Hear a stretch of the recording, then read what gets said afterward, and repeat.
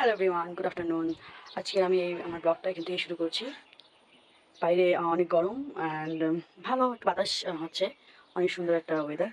একটু বাতাস, মিষ্টি বাতাস আর হচ্ছে একটু রোদ, সব মিলিয়ে অনেক ভালো একটা ওয়েদার আজকে বাইরে।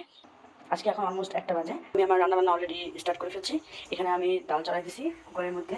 এখন বানাবো একটু গরুর মাংস, তারপরে বানাবো কলিজা। আমার ভাতটা অলরেডি অলমোস্ট কমপ্লিট হয়ে আসতেছে। এখন আমি দেখাবো আমি কীভাবে গরুর মাংস আর আমি আমার স্টাইলে কলিজা ভুনা রান্না করি।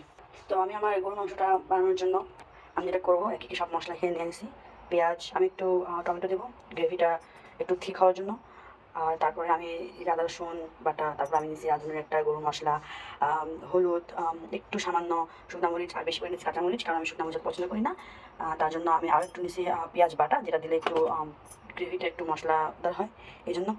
তো আমি এখন আমার মাংসটাকে ম্যারিনেশন করবো, তার জন্য আমি সব কিছু দিয়ে একবার মাখায়া চালাই দেবো। অনেকেই ভাববেন এত বেশি মশলা কেন, আসলে আমার হাজব্যান্ড একটু মশলা বেশি পছন্দ করেন, তাই আমি একটু তার জন্য বেশি মশলা দিয়েছি। এখন এটা ম্যারিনেট করে আমি রাখি দেবো আধা ঘন্টার জন্য, তারপর এটাকে আমি প্রেশার কুকারে দিয়ে রান্না করে নেবো। নেক্সট টাইম যেটা করবো, এইগুলো কলিজাটাকে একটু ধুয়ে টুয়ে রান্না করার প্রসেসিং শুরু করবো। গরু মাংস ভুনা আর একদিকে আমার কলিজা ভুনা হয়ে গেল।